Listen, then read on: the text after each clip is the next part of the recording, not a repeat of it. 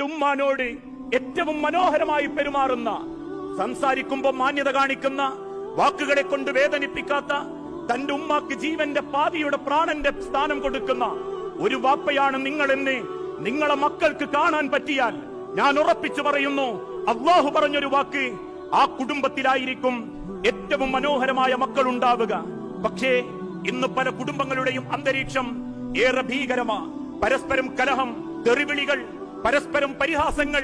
ഭർത്താവിന്റെ ദീനിൽ ഭാര്യയ്ക്ക് പരിഹാസം, ഒപ്പര് വലിയ ദീന, പെണ്ണിന്റെ ദീനിൽ ഭർത്താവിന്റെ പരിഹാസം, ഒക്കെ വലിയ ദീന. ഇങ്ങനെ പരസ്പരം പരിഹസിച്ചും നമസ്കാരത്തിന് പോലും കൃത്യമായ രീതി കാണിക്കാതെയും സ്വന്തം കുടുംബത്തെ നമ്മൾ കൈവിടുമ്പോ ആരുമില്ല നമ്മളെ മക്കൾക്കൊന്ന് കണ്ടുപഠിക്കാൻ. അയൽപ്പക്കക്കാരന്റെ കുടുംബത്തിലേക്ക് നോക്കി ആ മകനെ കണ്ടുപഠിക്കെന്ന് പറയുന്നതിന്റെ മുൻപ് നിന്റെ വാപ്പാനെ കണ്ടുപഠിക്ക്, നിന്റെ ഉമ്മാനെ കണ്ടുപഠിക്ക് എന്ന് പറയാൻ സാധിക്കുന്ന